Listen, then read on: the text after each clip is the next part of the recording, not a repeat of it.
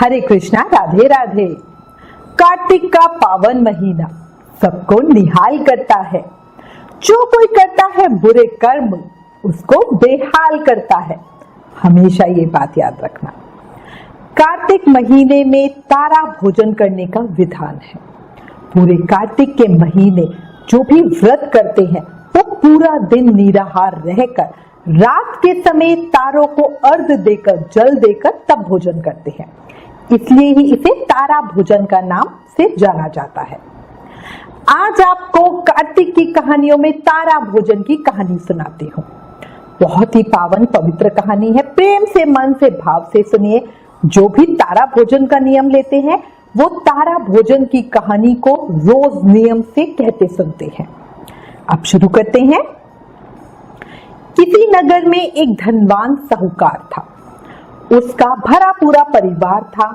3 बेटे, बहू, पोते, पोतियां, एक बेटी, जमाई, नाती, नातिन सभी थे। बहुत बड़ा परिवार था और सभी बहुत खुश थे। एक समय कार्तिक के महीने में साहूकार की मझली बहू ने तारा भोजन करने का निश्चय किया। उसने तारा भोजन की कहानी अपनी सास को सुनानी चाहिए, तो सास ने कहा कि नहीं, अभी मैं नहीं सुन सकती, मुझे अभी पूजा करनी है। उसने फिर अपनी जेठानी से कहा कि आप मेरी कहानी सुन लो, तो जेठानी ने भी मना कर दिया और कहा मुझे तो अभी खाना बनाना है। फिर वो अपनी देवरानी के पास गई और उससे कहानी सुनने को कहा, तो देवरानी ने भी बहाना बना दिया और कहा नहीं, मुझे तो बच्चे देखने हैं।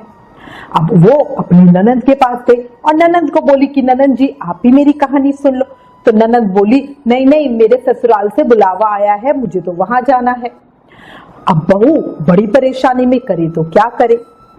जो साहूकार का घर था वो राजा के महल के पास था।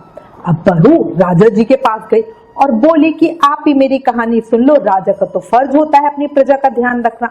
तो राजा ने कहा कि नहीं, मुझे तो राजपाट का काम देखना है, मेरे पास तो समय ही नहीं है।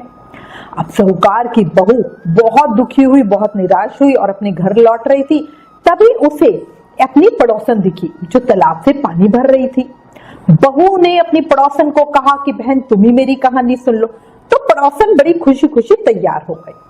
अब बहू और पड़ोसन ने मिलकर बढ़िया तरीके से कार्तिक की पूजा करी, कहानी सुनी, आरती की। पूरा महीना दोनों ने मिलकर यही नियम किया। बहू का कार्तिक महीने तारा भोजन का व्रत पूरा हुआ। जिस दिन उसने व्रत का उद्यापन किया वही दैव योग से उसकी जिंदगी का अंतिम दिन था। भगवान ने उसे लाने के लिए स्वर्ग से विमान भेजा। स्वर्ग से विमान आया देखकर उसकी सास भाग कर आई और बोली कि मुझे अपने साथ ले चलो। तो बहू ने मना करते हुए कहा माँ जी आपको तो पूजा करनी है। अब सास अपना सा मुंह लेकर पीछे हो गई। तभी उसकी जेठानी दौड़ी दौड़ी आई और बोली कि मुझे साथ ले चलो। तो बहू ने उसे भी मना कर दिया और कहा आप कैसे चलोगी, आपको तो खाना बनाना है। फिर देवरानी आई तो बहू ने देवरानी को भी मना कर दिया और कहा तुमको तो अपने बच्चों का ख्याल रखना है, तुम कैसे चलोगी। अब ननंद रानी भी आई तो बहू बोली तुम्हें तो ससुराल जाने की तैयारियां करनी है, तुम वो करो। अब ये सारी बात हो ही रही थी कि राजा जी भी आ गए और बोले मैं चलता हूँ, मैं तो इस राज्य का राजा हूँ। पर बहू ने उन्हें भी मना कर दिया और कहा आपको तो राज्य संभालना है, आप उसे ही संभालो। आखिरी में जो बहू थी उसकी पड़ोसन आई और कहने लगी बहन मैं तुम्हारे साथ चलूं। तब बहू बोली हाँ तुम मेरे साथ चलो, क्योंकि एक तुम ही तो हो जिसने कार्तिक के पूरे महीने मेरे तारा भोजन की कहानी सुनी है। अब दोनों बढ़िया विमान में बैठ के स्वर्ग जाने लगे।